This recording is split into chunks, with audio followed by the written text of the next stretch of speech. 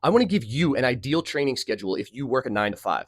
Save it, screenshot it, use it for yourself. And I'm doing this because I failed to communicate effectively in one of my more recent posts. I thought I was getting across the main points, but I'll call myself out. Based on these comments, I think the message failed to get across. So let me fix that. For an effective training schedule, we need to keep two main principles in mind. The first one is that we want to do our strength and power work while we're fresh. Some people mention how they do their lifting immediately after jiu-jitsu, and the fatigue that accumulates from doing jiu-jitsu will probably prevent you from eliciting any sort of adaptation over the long term in your lifting. If you have to do this from time to time, that's okay, but I would not make it a cornerstone of your training schedule. And principle two is that we're going to limit the fatigue going into our jiu-jitsu sessions. Now, that doesn't mean being totally fresh for jiu-jitsu. If you have good programming, a lot of people can lift and then go right to jiu-jitsu and have a quality jiu-jitsu session. But basically, if you're doing those two things, you're doing it right.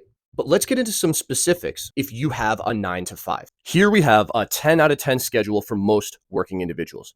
We've got the 9 to 5 built in. This does take some planning. I have morning strength and conditioning. So we have lift 1 on Monday, lift 2 on Wednesday, and an optional lift 3 on Saturday. And we've got cardio on Friday if that's something that you want to focus on. Again, this is a 10 out of 10. And we have our 3 jiu-jitsu days, which is pretty typical for people with a 9 to 5. But there's also space. If you wanted to get Thursday and or Friday, it's doable. And we're still sticking to those first two principles. I'll even give you guys a breakdown for those days so that they're not super fatiguing and you can get it done in a short amount of time before work.